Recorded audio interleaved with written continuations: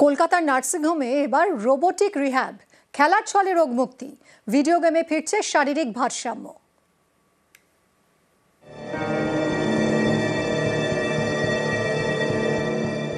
Paralysis একেবারে বিছানায়, সেখান থেকেই নতুন করে পথ চলা শুরু, আবার নতুন করে হাঁটা। প্রযুক্তি কাজে লাগিয়ে হাঁটা শেখাবে রোবট। কলকাতায় এবার রোবোটিক রিহ্যাবিলিটেশন। পার্ক সার্কাসের এই নার্সিং হোমে সম্প্রতি চালু হয়েছে রোবোটিক রিহ্যাবিলিটেশন, যা পূর্ব ভারতে প্রথম বলে দাবি। শুধু প্যারালাইসিস নয়, নার্ভের বিভিন্ন জটিল রোগে যারা আক্রান্ত, যাদের শারীরিক ভারসাম্যে সমস্যা, তাদের চিকিৎসায় এবার হাত লাগাবে রোবট। রোবট আছে এবং তার সঙ্গে ভার্চুয়াল রিয়েলিটি ট্রেনিং প্রোগ্রাম আছে, যেটা একটা ব্রেন কম্পিউটার ইন্টারফেসকে কাজে লাগিয়ে, যেখানে মানুষের ব্রেনের যে সেলগুলোকে ট্রেনিং রিট্রেনিং করানো হচ্ছে একটা ট্রান্সফরমেটিভ ওয়েতে, সেই জায়গাটা এখানে এনহ্যান্সড হচ্ছে। তো তার সঙ্গে কি হচ্ছে যে ব্যালেন্সের ট্রেনিং যেগুলো করা হচ্ছে, এবং সবটাই একটা স্ক্রিনের মধ্যে রেকর্ডেবল। এখানে এলাম রিহ্যাব সেন্টারে, ফিজিওথেরাপি শুরু করলাম। সেই তখন এই রিহ্যাব মেশিনটিতে আমি করা শুরু করি, এবং সেটা আমার মানে কি বলবো, যুগান্তকারী পরিবর্তন আমার মনে এনে দিল। এখন আমি হাঁটতে আগের থেকে অনেক ভালো পারি। রোবোটিক রিহ্যাবিলিটেশন, এই প্রযুক্তিতে শরীরের কোষগুলিকে সক্রিয় করে তোলা হয়। এতে ভিডিও গেমের ব্যবস্থা রয়েছে। এই দেখুন, রিহ্যাবে এসে ভিডিও গেম খেলছেন রোগী। আসলে তা নয়, ভিডিও গেমের মাধ্যমে চলছে চিকিৎসা। গোল চাকতির মতো মেশিনের উপর দাঁড়িয়ে নিজেকে ব্যালেন্স করছেন রোগী। মেশিনটি নড়াচড়া করলে মনিটরে থাকা টার্গেটটিও নড়ছে।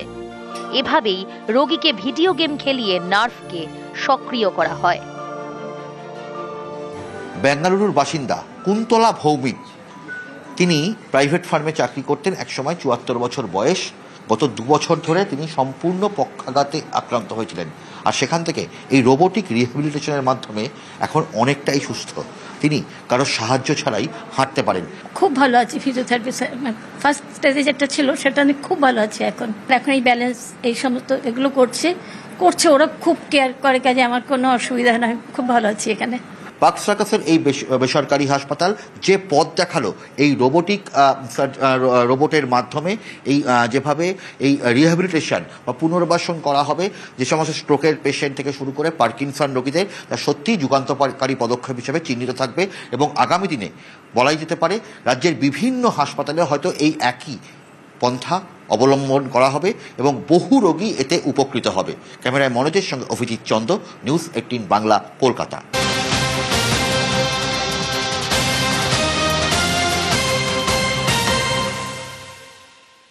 যে খবরের দিকে নজর রাখবো, আবারও ক্যাম্পাসে ধর্ষণের অভিযোগ।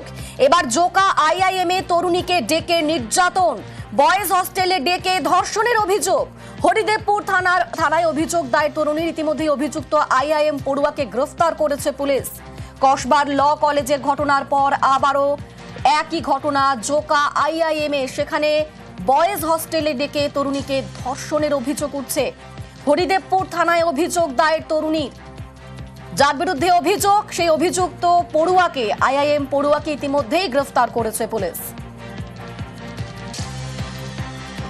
জোকা আইআইএম এর হস্টেলে ধর্ষণ, বয়েজ হস্টেলে ঠান্ডা পানীয় তরুণীকে, এবং তারপরে তরুণীকে আচ্ছন্ন করে এই ঘটনা হয়, এমনটাই অভিযোগ করছেন তরুণী।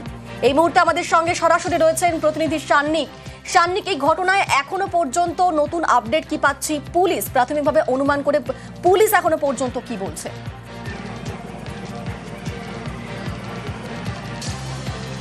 দেখো নিন্দিতা, যে তথ্য উঠে আসছে, যে তরুণী এই অভিযোগ করেছেন, সেই তরুণী এই ইনস্টিটিউশনের তো স্টুডেন্ট ছিলেনই না। তিনি এই ইনস্টিটিউশনের যে ছাত্রর বিরুদ্ধে অভিযোগ তুলেছেন, তার সঙ্গে সামাজিক মাধ্যমে তার পরিচয় হয়েছিল। মূলত এই ইনস্টিটিউশনে ভর্তি কিভাবে হওয়া যায়, কিভাবে এখানকার কাউন্সেলিং বা এই সমস্ত প্রসেস হয়, সেই সমস্ত বিষয় নিয়ে দীর্ঘদিন ধরে তথ্য সেই তরুণী এই স্টুডেন্টটির কাছ থেকে জানার চেষ্টা করছিলেন সোশ্যাল মিডিয়া মারফত। তারপরে তাকে এই ক্যাম্পাসে ডাকা হয়। সেই দ্বিতীয় বর্ষের যে ছাত্রের বিরুদ্ধে অভিযোগ, সেই তাকে সোশ্যাল মিডিয়া মারফত তাকে এই ক্যাম্পাসে ডাকে, তেমনটাই অভিযোগ। এবং তারপরে ক্যাম্পাসে নিয়ে তাদের যে বয়েজ হোস্টেল রয়েছে ক্যাম্পাসের ভেতরে, সেই বয়েজ হোস্টেলে তাকে নিয়ে যাওয়া হয় বলে অভিযোগ। যে অভিযোগ তরুণী করেছেন তাতে একেবারে স্পষ্টভাবে তিনি বলেছেন সেই ক্যাম্পাসের ভেতরে যে বয়েজ হোস্টেল, সেখানে যখন তিনি যান সেক্ষেত্রে প্রথমত কোনো রকম নিরাপত্তা আধিকারিক যারা থাকেন তাদের কাছে কোনো রকম সিকিউরিটি লগবুকে কোথাও তাকে সাইন করে, কোনো ভিজিটার্স লগবুকে এন্ট্রি করে তাকে ঢোকানো হয়নি। তাকে এমনি তাকে ভেতরে নিয়ে যাওয়া হয়। ভেতরে নিয়ে যাওয়ার পরে তাকে ঠান্ডা পানীয় খেতে দেওয়া হয়। সেই পানীয় খাওয়ার পর যখন সেই তরুণী আচ্ছন্ন হয়ে যান সেই সময় তাকে ধর্ষণ করা হয় বলে অভিযোগ।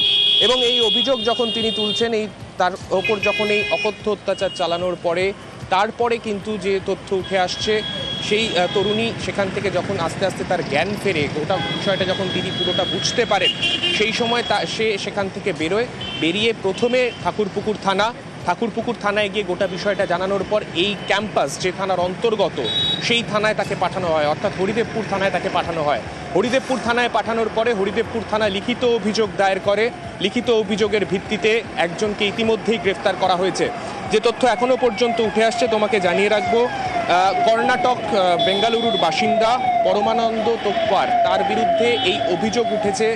এই অভিযোগের ভিত্তিতে তাকে ইতিমধ্যেই পুলিশ গ্রেফতার করেছে। তার বিরুদ্ধে 2টি ধারায় মামলা করা হয়েছে। 123, অর্থাৎ সে যে মাদকদ্রব্য খাইয়েছিল তরুণীকে, যা তার শরীরের ক্ষেত্রে বিপজ্জনক, সেই মাদকদ্রব্য খাওয়ানোর জন্য 123 সেকশন বিএনএস এবং 64 বিএনএস অর্থাৎ রেপের সেকশন কিন্তু অ্যাড করা হয়েছে ইতিমধ্যেই কলকাতা পুলিশের তরফে। ইতিমধ্যেই সেই ছাত্রকে গ্রেফতার করা হয়েছে এবং সেই ছাত্রকে গ্রেফতারির পর আজ আদালতে পেশ করতে চলেছে পুলিশ। তাকে পুলিশ কাস্টাডিতে নিয়ে সে কতদিন ধরে এই গোটা বিষয়ের পরিকল্পনা করেছিল, কেন সেই ঘটনা ঘটালো, সেই সমস্ত বিষয়ে তদন্ত করে দেখবে হরিদেবপুর থানার পুলিশ।